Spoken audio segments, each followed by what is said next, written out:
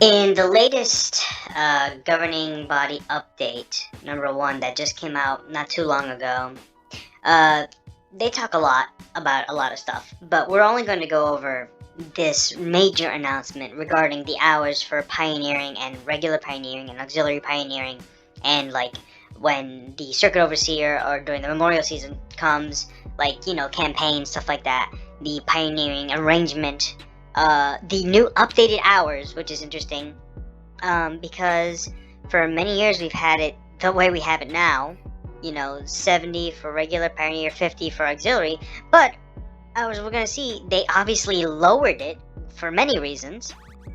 So we're going to just take a look at this Because video. of those factors, the governing body decided back in 1999 to adjust the hour requirements for the pioneers. As we can remember, Jesus in the book of Jesus, chapter 1, verse 1, said to always make sure you turn in your time and make sure if you're a pioneer to turn in a specific amount of time. And if not, well, it won't go well with you. You can't be a pioneer and have that cute little privilege of once every so often going to pioneer meetings. Like, oof, big whoop, huh? So yeah, we know Jesus mentioned that in the Bible. It's there. You just gotta really look for it if you squint your eyes. Now, 24 years later, as world conditions continue to deteriorate, the governing body sees that our pioneers are facing similar challenges. They see that the world is deteriorating, according to them in their words. Based off of what metrics? Based off of the organization metrics. So, when they say the world is deteriorating, I assume they mean things like, the economy, or the amount of hours worked per person, the wages versus the debt, violence and all that. Like, situations have changed. It's true. Back then, people were able to work at grocery stores and make enough money to, buy a home. They wouldn't be rich, but they would be able to afford a regular home. Now, if you work at a grocery store, you're poverty level. You are probably very poor because, obviously it's a very low paying job. That, fast food, things like that, restaurants. So, I assume that's what he's talking about. It's just how expensive and how little time people have nowadays. But all in all, I would say I don't think and I don't believe that the world has deteriorated. I think we're in a much better place now than we were then. And they use whatever excuse they have, whatever excuse they can come up with to change the hours. They are in damage control mode right now because they know that people aren't preaching. People do not want to be pioneers. People don't want to spend hours and hours doing this crap, getting little to no results. The amount of hours that it takes to get one person baptized is insane. It's thousands of hours. It's basically pointless. In the congregation I was attending, the only people who would get baptized for several years in a row would be young kids, young teens, early, the pre-teens to teens, more generally speaking, getting baptized. They are born-ins, they don't count. All this work and the results are nominal at best. So they're in damage control mode. They know that they have to change the hour. So let's see what they change it to. Therefore, we are very pleased to announce. Why is he so chipper? I mean, look at the face of this man. Look at him. He looks like a potato. The top of his head is like rounded like a potato. Honestly, like, okay.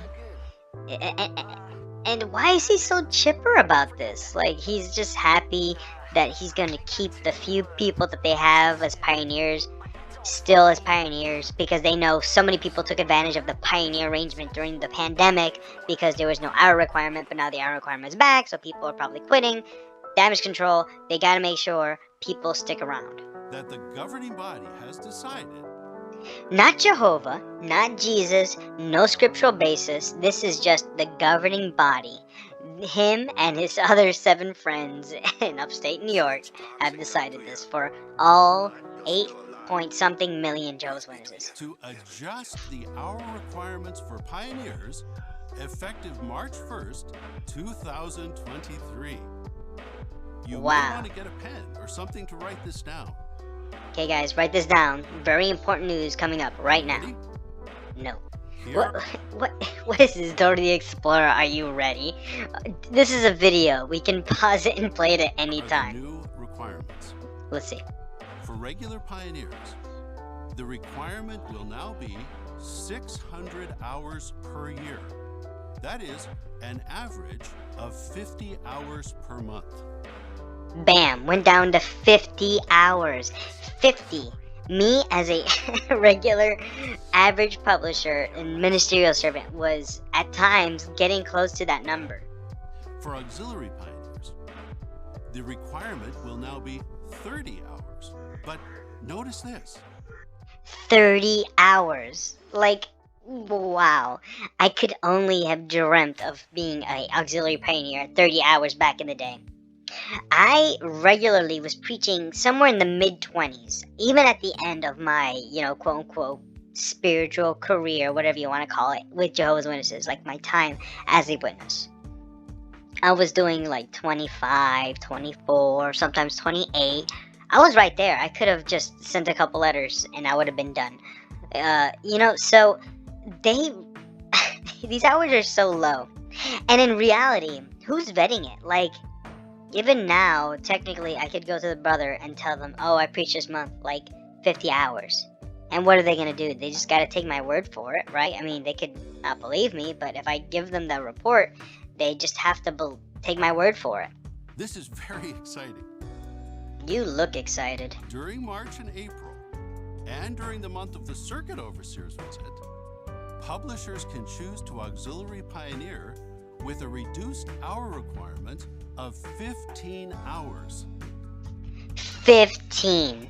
I don't know about you all, but me as a regular publisher, ministerial servant, even when I was unbaptized publisher, I did not feel comfortable doing less than 10 hours. 10 hours seemed to be that magic number. Oftentimes, I was getting 15. So on paper, I would have been able to do auxiliary pioneering every time it was these special, circuit overseer visits or whatever campaigns. Every time I could have done it. 15 hours. That's how low the bar is getting. Who knows, maybe 20 years from now, the regular pioneers will be expected 30 hours. In auxiliary, 10. And then to do it during these special time, like career campaigns rather, it'll be 5 hours. Like, please, just somebody sign up to preach. Somebody do these mandated hours that we're requiring of you. This Somebody. Be possible for many more of us to share as auxiliary pioneers during those months of special activity. So instead of really addressing the problem Jehovah's Witnesses as an organization, addressing why so many people are leaving, so many people are no longer wanting to preach and sacrifice this amount of time, they just move the goalpost. They don't really address the problem. They're unwilling to change, unwilling to bend, as we've seen in Norway. They'd rather just lose funding than, to be more reasonable. It's honestly kind of sad because there are brothers and sisters in the world, right, that are current witnesses and those who have left, who were doing even more than that, doing 100 hours or 120, whatever it used to be, a month, and then they went down to 70, and then now it's at 50, and they see all the work that they put for an organization that they thought was the truth. And now, looking at how low the bar is set, it's kind of upsetting. It's kind of like if I had a job and I was expected to do more. Actually, perfect example, at the job where I was at, when I was first starting, we were making $11 an hour, right? And then I, little by little, worked my way up to $12 an hour. It took me 3 years to do that. I'm talking a while ago now, but worked my way up to $12. And then there were people who started right off the bat, like right after I got $12, and they started at $12. So I didn't make any raise. All that work was for nothing, essentially. They had the same title as me, and they ended up making the same as me, even though they started later. So me as a, like, for example, the pioneers, right? They could be years and years, pioneers doing 100 hours, and then, 70, and then bam, now it's 50. So now even people who are doing 50 hours can be pioneers, even though I, in the past, did more. And what's the difference between a pioneer who did 70 or even more in the past versus one who does 50 now? Nothing. There is no difference. Pioneers don't even get any special privileges other than an empty title. They don't even get a good parking spot, for God's sakes. There's nothing in it for pioneers. There's even less in it for auxiliary pioneers, nothing else. So, they don't address the problem. They just continue to move the goalpost and really just make inadequate changes. So we see this organization is on its last legs. It probably won't last, another 100 years. It'll be gone by the time you and I are older. But that's definitely for the better. Can't wait for the day where we no longer have to worry about this organization being as harmful as it is, separating families, protecting child sexual abusers, and doing all the bad things it does. Anyways, that's all I wanted to do. Kind of a quicker video, not going over too much. But thank you guys for watching. If you like this, don't forget to hit subscribe, like, check out all the videos every Wednesday, every Saturday at 1 p.m. premiering. Don't forget, colder pizza, my videos on Wednesdays, stuffed crust videos on Saturdays. Take care. See you guys. Goodbye.